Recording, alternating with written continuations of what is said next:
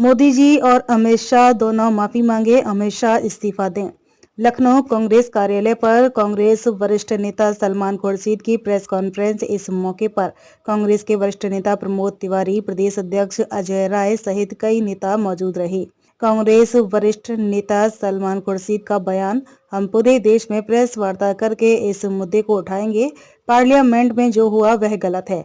बाबा साहब भीमराव अंबेडकर का अपमान हुआ। देश की भावनाएं बाबा साहब भीमराव अंबेडकर के साथ जुड़ी हैं।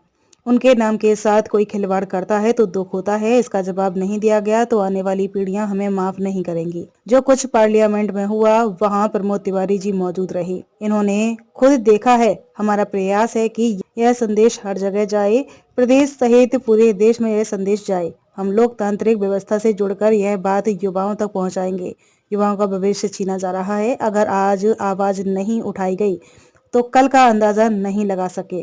कांग्रेस वरिष्ठ नेता प्रमोद तिवारी का बयान। सच्चाई कभी छुपती नहीं है, कभी न कभी जुबान पे आ जाती है। अमित शाह के बयान के समय उनके चेहरे पर नफरत थी। अमित शाह अंबेडकर जी के नाम से नफरत करते हैं। बाबा साहब को अपमानित करने के लिए उन्होंने ये कहा, अगर बीजेपी 400 पार करती तो बाबा साहब भीमराव अंबेडकर के संविधान को बीजेपी खत्म कर देती। यह इनकी सोची समझी रणनीति है। मोदी जी ने इस पर 6 बार ट्वीट किया। नरेंद्र मोदी जी ने इसका खंडन नहीं किया। मैं कहूंगा कि दोनों को माफी मांगनी चाहिए। मोदी जी और अमित शाह दोनों माफी मांगे, अमित शाह इस्तीफा दें। बीजेपी ने यह पहले से सोचा था कि अगर यह पूर्ण बहुमत से 400 लेकर आते तो संविधान खत्म कर देते। यूपी कांग्रेस प्रेस वार्ता। कांग्रेस प्रदेश अध्यक्ष अजय राय का बयान, जो पार्लियामेंट के अंदर बातें कही गई हैं वह गलत है। पार्लियामेंट में हमारे राष्ट्रीय अध्यक्ष जी को गिराया गया। बाबा साहब भीमराव अंबेडकर को अपशब्द कहे गए। सरकार यह जानबूझकर कर रही है। हमारी सिद्धांत है और सबसे पहले राहुल जी ने पूरी कांग्रेस पार्टी को आह्वान किया कि आपको खड़े होकर संविधान की सुरक्षा करनी है। सवाल संविधान वर्सेस उन लोगों का था जो संविधान पर आक्रमित हैं, संविधान को समाप्त करना चाहते हैं। वो पूरी बात आपको समझाएंगे कि वो चुनाव क्यों वो लड़ रहे थे और क्या उनका लक्ष्य था। हमारा लक्ष्य और हमारा संकल्प संविधान को सुरक्षित रखना था, है और रहेगा। इस संविधान के बिना हमारी पहचान नहीं, इस देश की पहचान नहीं, हमारे समाज की पहचान नहीं।